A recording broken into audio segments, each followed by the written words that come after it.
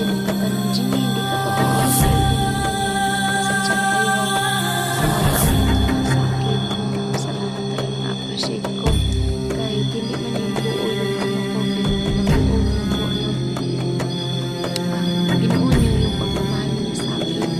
Pagsuporta ko nakabuti niyo talaga. Hindi, kahit kailan hindi talaga ako nakapagsabi na parang nagmahay ba, parang nagsisisi ba na bakit ako nandito sa Patag kahit sa sobrang sitwasyon ko doon sa Patag kahit so ayan guys no, dito ako ngayon dito ako sa may lasang, kita niyo po sa may lasang, nandito po ako sa bundok ngayong gabi no.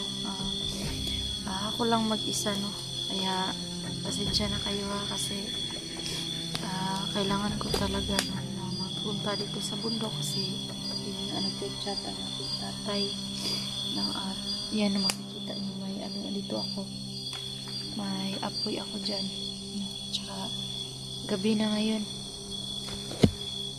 Siyempre makikita niyo dyan sa likuran. Pasensya na kayo kung kita niyo yung apoy ba, pakita ko sa inyo na talagang nandito talaga ako sa bundok ngayon no. Sobrang hindi naman ako natatakot na ako lang mag-isa no, pero syempre no, nananalig tayo sa Diyos no, na walang mangyaring masama sa atin no, kahit ginabi man tayo, tayo lang man mag-isa dito sa bundok no, pero na syempre mananalig tayo sa Panginoon no, kasi walang imposible sa Kanya. Kaya pasensya na kayo kung nagabihan ako dito no, di ako makauwi kasi yun nga yung sabi ko, pag makita ko yung papa ko hindi ako uuwi no, kasi kailangan ko talaga na ang tawag dito, ipailawan ko na lang para makita nyo no. Yan yung apoy ko dito no. Kung makikita nyo po, pasensya na kayo. Ngayon nandito lang ako mag-isa no. Kailangan ko talaga kasi kanina nung nakita ko talaga ako, sabi pala ng papa ko, sabi ng papa ko ba na gusto niya talaga ako makuha kasi magpapasko na, tsaka mag-New Year, gusto niya na magkasama kami. Tsaka may nabanggit din siya sa akin about sa mama ko daw. I'm not sure kung totoo yung mga sinasabi niya kasi ang hirap pala magpapanggap na masaya kahit sobrang nakakasakal na no? Ang hirap magpanggap na masaya ka no? Pero sa dami ng pinagdadaanan mo, pero dito ka pa rin lumalaban. Pasensya na kayo ako maging emotional muna ako dito no? Kasi kahit ako lang mag-isa dito, pero alam nyo, iba talaga no pag mag-care yung mga magulang natin kasi walang katumbas yun ang halaga sa kanila no, kasi pag mahal ka talaga no, napanapin ka kahit saan ka pa no, hindi makatulog yan, pero hindi ko na-expect na ganyan yun pala yung hinahanap talaga ako ng papa ko. Tagal na, pero nagpakasaya ako dito sa bundok, pero yung pamilya dito ba sa Patag, nagpapakasaya ako doon, pero yung papa ko naghahanap sa akin, pero alam ko naman na mali talaga yung landas na pinaglaban ng aking ama, pero sana maunawahan niyo po ako. Kaya nga nagbalik ako, sana hindi niyo ako tanong kasi alam ko po na makakaintindi kayo sa akin bakit ako nagkaganito. Kasi, di ba nung nakarang nag-live kasi ako, di ba kagabi. Tapos, pagkatapos ng live ko, pagka morning, tsaka hanggang ngayon, pagka ganinang alas 6, nakita nyo naman yung picture doon. Yung time na yun kung anong nag-chat siya sa akin na, Jenny, punta ka dito sa dito, yung ganyan. Tapos, syempre, nabigla naman ako. Syempre, papa ko yun eh. Tagal ko nang hinahanap yun. Tagal ko nang, talaga ba na magkita kami ulit na ganyan. Pero hindi ko naman sinasabi na iba talaga no, pag mahal mo niyo yung mga magulang mo, kahit sobrang may mga pinagdadaanan din kayo. Sobrang hirap man ng buhay kahit ikaw lang mag-isip sa buhay mo, pero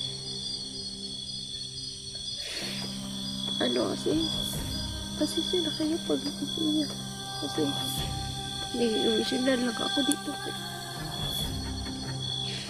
nag-emotional ako sa ko dito kasi syempre ako lang mag-isa dito na hindi ko sinasabing natatakot ako, pero naano ko lang yung kalagayan ko na iba talaga pag mamahal. Ayan ba, parang masakit lang sa dibdib ko kasi ang tagal ko na dito sa bundok. Dito na ako naka-experience na magpapasko, magbabagong taon, pero hindi ko na lang naisip na yung papa ko na gusto pa din niya na makasama ako na magbagong taon, magpapasko, ganyan. Kasi kanina gusto ko nang umiyak, gusto kong yakapin siya, pero hindi lang ako nagpapadalos-dalos kasi baka magkakamali ako. Yun yung pinag-anuhan ko, pero nandito na ako. Yun, nakita niya po ba yung apoy? Yan, habang nagpapa-apoy ako dito, pasalamat ako na kompleto talaga yung dala ko dito.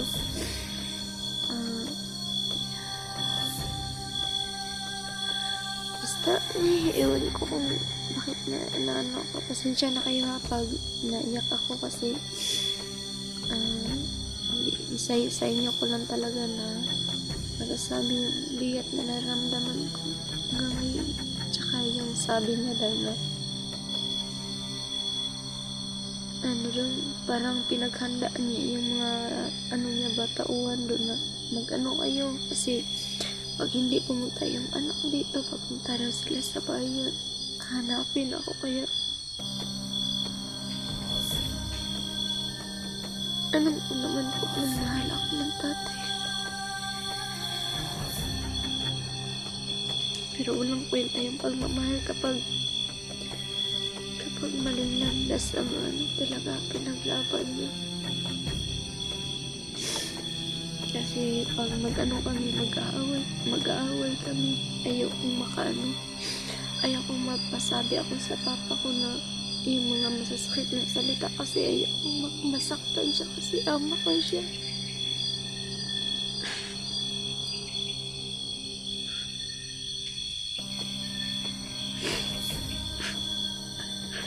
Ang tagal kong naghintay sa ama ko. Ang tagal kong naghintay. At nandito na. Sana mahal ko na siya. Maano ko na mama.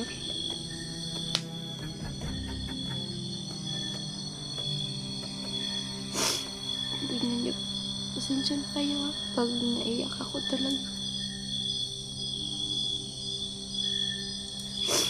Hindi ko lang talaga maintindihan yung bugso ng damdamin ko, no? Parang kasi parang ang bigat-bigat na nararamdaman ko, yung ganyan. Tsaka alam ko naman po na maintindihan niyo ako ha, kasi sa inyo ko lang naman sinishare itong problema ko. Pero kahit nandito ako sa bundok na ako lang mag-isa, nakita niyo yung apoy. Yan yung apoy, pinapaapoy ko kasi maraming dito kasi nag-uulan din. Tsaka madaming lamok ba, pero ayos lang. Kahit basta wag niyo sabihin na nag-inuwi ako dito, no. Kahit umiiyak ako, no, pero hindi ako nawalan ng pag-asa. Lalaban pa din ako para sa inyo po, no, tsaka sa papa ko na magkita kami ulit, no. Actually, nakita ko siya kanina, pero kaya nga yung pagsabi niya na Jenny, anak ko, sobrang miss na daw niya ako. Hindi ko inakala na ganun pa rin ang ano niya sa akin ba, kasi nahanap niya pala ako. Nahanap niya pala ako ba? Hindi ko lang alam. Kasi totoo pala siguro yun ba na may nagmamanman talaga yun dun sa ano ba, sa bahay ko. Nung tinitirahan ako dun sa baba na nagmanman siya, may inanuhan siya. Kaya napapasalamat na ako na nag-text siya sa akin. Kaya ako na lang nagpunta dito. Kahit ako lang mag-isa, no. Alam nyo, huwag kayong mag-ano sa akin na gagawin ko lahat na hindi ako mapapahamak, no? At salamat sa walang sawang pagsuporta sa inyo. Huwag kayong mag-alala kasi hindi ko nahayaan yung sarili ko na maging ganun ba. Minsan kasi kahit gaano pa tayo katapang, pero darating din tayo na maging ano ba, yung parang malambot ba yung damdamin natin, yung hindi natin maiwasan na anong tawag ito, hindi natin maiwasan na maging ano ba, basta pasensya na talaga kayo. Nagbibideo ako ngayon, no, at saka may ano ako dyan, apoy, no. Nagbibideo ako dito, no, kasi para mag-update ako sa inyo, no, kung ano na status dito sa loob. Dito na kasi ako sa bundok, hindi na ako makababa. Tsaka may dala din ako ditong ilaw. Ito yung ilaw na inaanuhan ko, kaya nag-update ako sa inyo para masubaybayan nyo po, no, ang pag ano ko sa papa ko talaga, no, kasi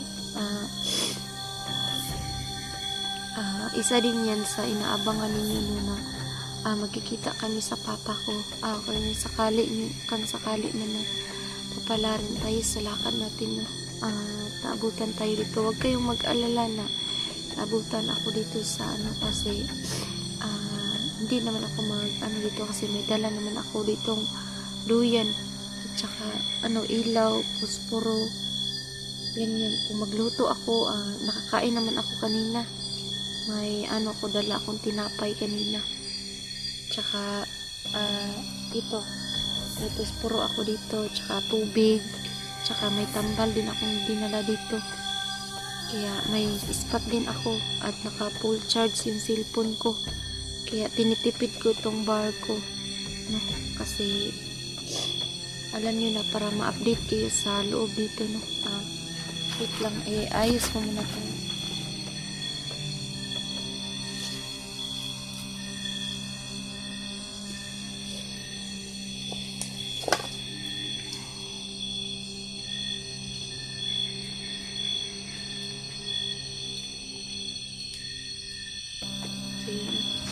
Madaming kahoy.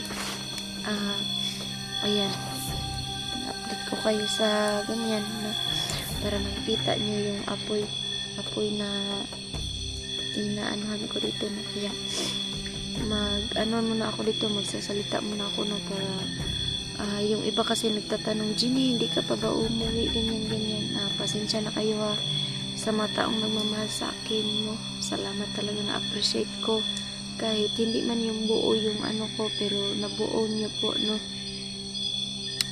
Binuo nyo yung pagmamahal niyo sa akin, pagsuporta at pag-unawa. Napakabuti nyo talaga, no. Hindi kahit kailan, no, hindi talaga ako nakapagsabi na parang nagmahay ba, parang nagsisisi ba na bakit ako nandito sa Patag, kahit sa sobrang sitwasyon ko doon sa Patag, kahit naglalabada yung ganyan, kahit sobrang hirap doon sa Patag, pero never ko yung pinagsabi na bakit sumama ako sa mga ganyan. Pero alam nyo, sa tagal ng panahon, na-experience ko nung maligo sa iba't iba, nakakain ng masasarap, yung mga ganyan. Tsaka wala doon sa bukid, kaya napasabi ko sa sarili ko, paano ko gagawin ng lahat talaga para mapasama ko yung papa ko. No, kahit hindi man ngayon na din na masasama yung papa ko, pero pag anuhan ko talaga na masasama talaga yung papa ko, no, kasi para din na-encounter niya kung gaano ka saya pag manirahan talaga sa papa, gaya. Sa ngayon, no, hindi pa natin maano talaga, no, magmamanman muna ako sa papa ko, no. Alamin ko kung saan ako makalugar para makuha ko kagad yung papa ko. Alam ko naman na mahal ako ng papa ko, kaya alam ko din na sumasang-ayon siya sa akin. Gagawin natin ang lahat. Sana suportahan niyo ako para makuha ko talaga yung papa ko, para makita niyo din, no. Sana makita niyo din.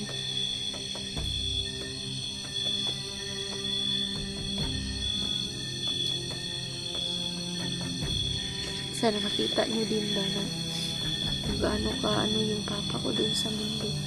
Sana maano kayo. Sana hindi kayo magsawa sa akin.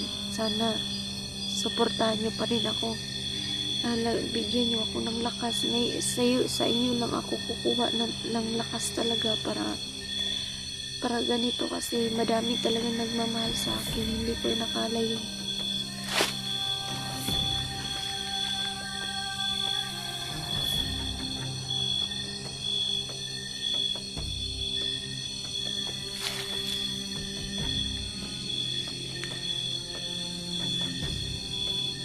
Ayan, nagkano ako ng update.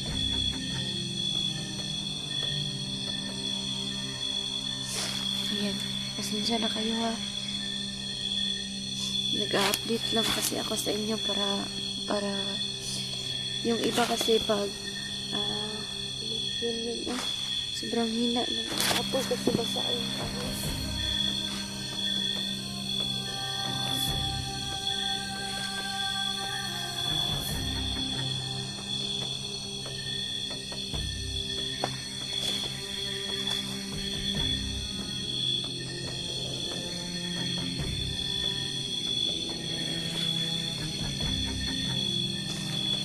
Ayan,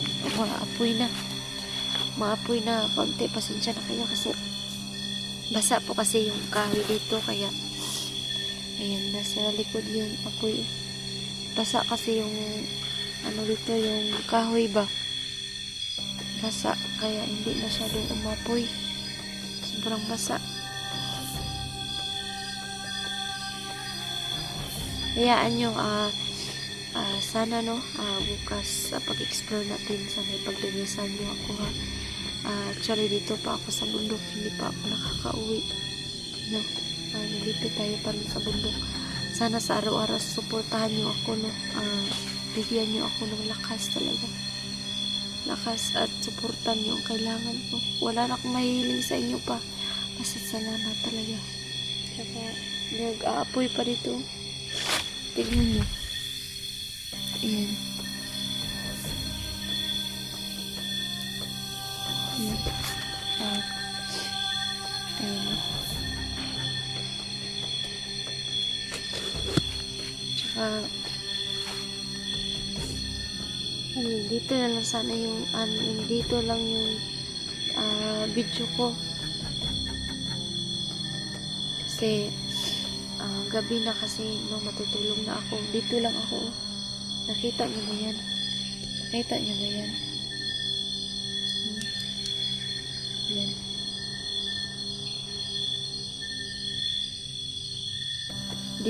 Dito ako magduduyan dito. Dito ako matutulog, kaya good night po sa inyong lahat. Mag-ingat kayo palagi. Magdasal kayo kahit saan man kayo sa inyong trabaho. Mag-ingat kayo palagi na wala imposible talaga sa Panginoon. Mag-ingat kayo palagi. Maraming salamat sa suporta nyo. Update ko po kayo bukas, abangan ninyo po.